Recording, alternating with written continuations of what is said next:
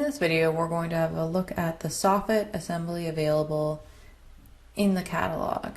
So if we go to Objects and under our upper cabinets, we'll see Soffit vertical grain flush with doors.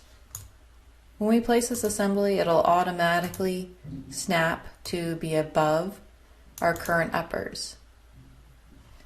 If I turn our texture mode on, we'll see that it is set up to have a vertical grain, assuming your material does have a grain.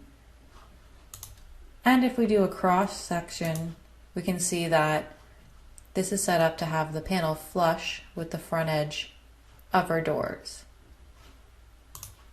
This assembly is simply a box that just has our two ends and then a panel on the front of it.